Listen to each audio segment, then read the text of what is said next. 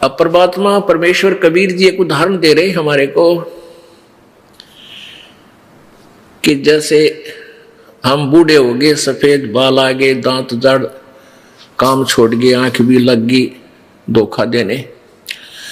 अब हमारे को संकेत हो गया, बिगुल बज गया कि तैयार हो ले भी यहां से चालन का। अब बूढ़ों की टिकट कट जाएगी, छोटे छोटे पोते बेटे पोते हो जाएंगे और 10, 20, 50 वर्ष में उनकी फिर यही गति हो जाएगी। तो क्या बताते हैं परमात्मा, तुम कित फंस गए आके। कबीर जी कह रहे हैं सतलोक में कभी मृत्यु नहीं, कभी बुढ़ापा नहीं। आप वहां चलो बच्चों, और बहुत आसान तरीका है, बहुत ही आसान विधि भक्ति है। जैसे परमात्मा ने बताया कि मैं एक दुल्हे का काम करता हूं, कपड़ा बनता हूं, और मेरे से गरीब कोई नहीं, और मैं भी परमात्मा पाऊंगा। तो आप ये ना सोचो कि धन गणा है जिसके पास या उच्च जाति वाले ही परमात्मा पाएंगे, नहीं। आप ये जाति मजहबता हमने अपने आप बाढ़ बना रखी है, अलग अलग दीवार खींच दी। परमात्मा इन सबको मिटा देता है, उसके लिए तो उसकी आत्मा सोना है, लाल है, उसी का वो ग्राहक है। हमें क्या बताना चाहते हैं परमात्मा के जैसे एक परिवार का कोई व्यक्ति बीमार हो जाता है, आजकल जिसको कैंसर हो जाती है, परमानेंट हो गया, वो तो गया काम, उसको भी पता लग जाता है कि तेरा तो काम बन गया। फिर वो सोचता है अकेला बैठ के, हे भगवान इब के बनेगी मेरी, कहां जाऊंगा मैं। तो परिवार के सदस्य या मित्र प्यारे आकर उसको कहते हैं, सांत्वना भी देते हैं कि भाई एक दिन सब नहीं जाना है, ये तो सभी ने मृत्यु को प्राप्त होना, लेकिन ये तो एक औपचारिकता होती है, लेकिन जाने वाले के साथ के बीतरी होगी वो ही जाने। तो परमात्मा हमें क्या बताते हैं, जैसे एक परिवार का सदस्य मृत्यु को प्राप्त हो रहा है तो उसके मन में भी यही बातें आती है, भगवान ना पता है कहां बनूं, क्या कहां जाऊंगा, किस योनि में जन्म पाऊंगा। तो परमात्मा कहते हैं उदाहरण देकर के पतझड़ आवत देखकर बन रोवे मन माही, ये ऊंची टेढ़ी पात थे इब पीले हो जाई, यानी गिर रहे हैं पीले हो होकर। पात चढ़ता यूं कहे सुन भई तरवर राय, अब के बिछड़े नहीं मिले न जाने कहां गिरांगे जाए।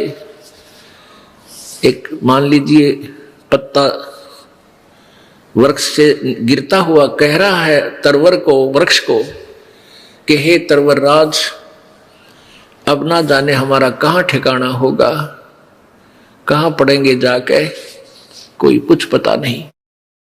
अब वो तरवर सांत्वना देता है,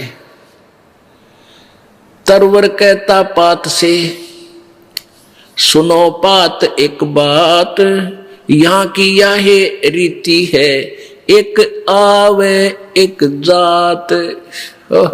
इस काल के लोक में तो भाई एक यह रीति है, यही रिवाज है, परंपरा है। बूढ़े मर गए, बालक आगे, छोटे छोटे जैसे पतझड़ में पत्ते झड़ गए, तुरंत ही कोपल फूट आवेंगी और 20 महीना 20 दिन में पत्ते बनकर फिर शुरू हो जाएंगे।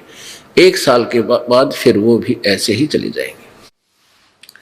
तो परमात्मा हमें याद दिलाना चाहते हैं कि तुम जन्म मृत्यु के रोग में फंसे हुए हो, और यहाँ की यही परंपरा है इस काल के लोक में जहां तुम विराजमान हो। यहां खुद यहाँ का मालिक कहता है गीता जी अध्याय नंबर 4 के श्लोक नंबर 5 और 9 में, अर्जुन तेरे और मेरे बहुत जन्म हो चुके हैं, तू नहीं जानता, मेरे जन्म और कर्म अलौकिक हैं।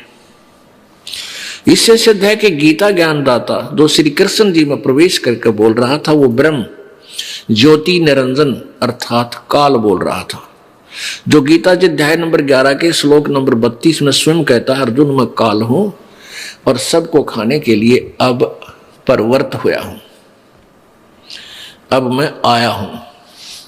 और ऐसी भयंकर आकृति दिखाई, ऐसा विकराल रूप।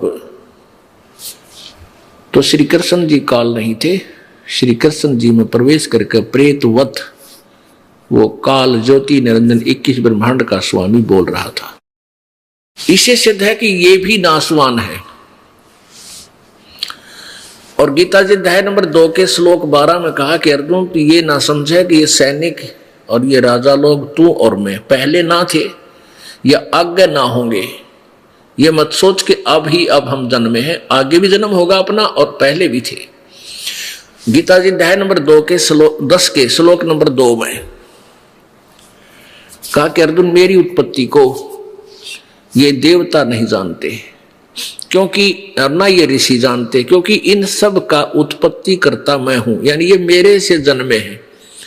ब्रह्मा विष्णु महेश के का पिता है ये ज्योति निरंजन, और दुर्गा इनकी माता है।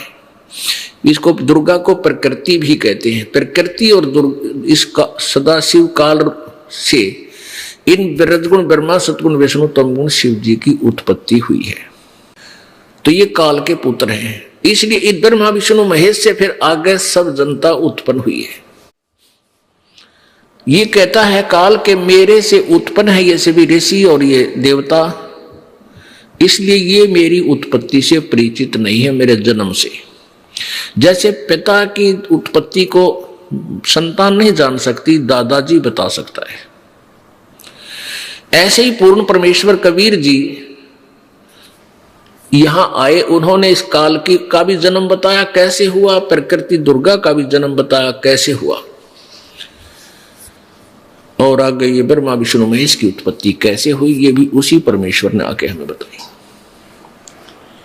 गीता जी अध्याय नंबर 2 के श्लोक नंबर 17 में कहा कि अर्जुन अविनाशी तो उस परमात्मा को जान जिसको मारने में कोई भी समर्थ नहीं है और जो सभी ब्रह्मांडों का रचयिता है।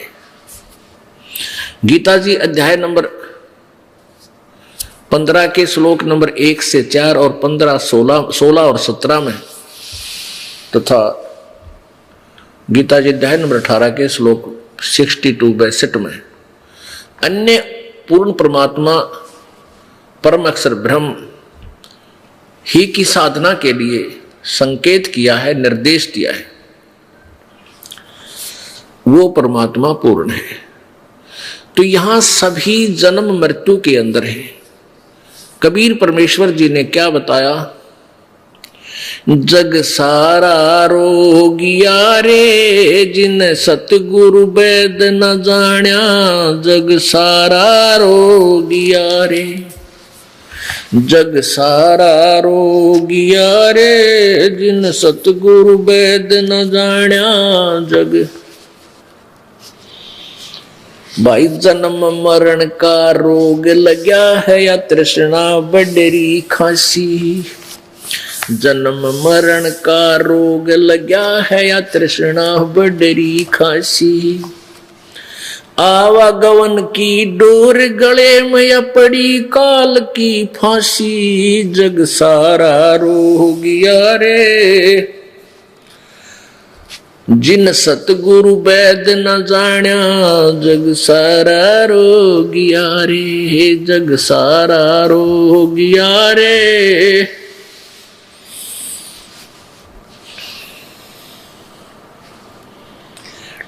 भाई सच्चा सतगुरु कोई न पूजे, इन झूठों जगपतियासी। सच्चा सतगुरु कोई न पूजे, इन झूठों जगपतियासी। अंधे की बाँ गई अंधे न ये मार्ग कौन बतासी, जग सारा रोगियो रे जिन सतगुरु वेद न जान्या, जग सारा रोगिया रे। भाई देखा देखी गुरु शिष्य बन गए, किया न तत्व विचारा। देखा देखी गुरु शिष्य बन गए, किया न तत्व विचारा। गुरु शिष्य दोनों आके सिर पे युकाल ठोके पंजारा, जग सारा रोगिया रे जिन सतगुरु वेद न जान्या, जग सारा रोगिया रे, जग सारा रोगिया रे, जिन सतगुरु वैद न जाण्या, जग सारा रोगिया रे। भाई सार शब्द सर जीवन बूटी, घस घस अंग लगावे, सार शब्द सर जीवन बूटी, घस घस अंग लगावे। कहे कबीर तुम सतकर मानो, या जन्म मरण मिट जावे, जग सारा रोगिया रे, जिन सतगुरु वैद न जाण्या, जग सारा रोगिया रे, जग सारा रोगिया रे, जिन सतगुरु वैद न जाण्या, जग। भाई सार शब्द सर जीवन बूटी, घस घस अंग लगावे, सार शब्द सर जीवन बूटी, घस घस अंग लगावे। कहे कबीर तुम सतकर मानो, या जन्म मरण मिट जावे, जग सारा रोगिया रे, जिन सतगुरु वैद न जाण्या, जग सारा रोगिया रे।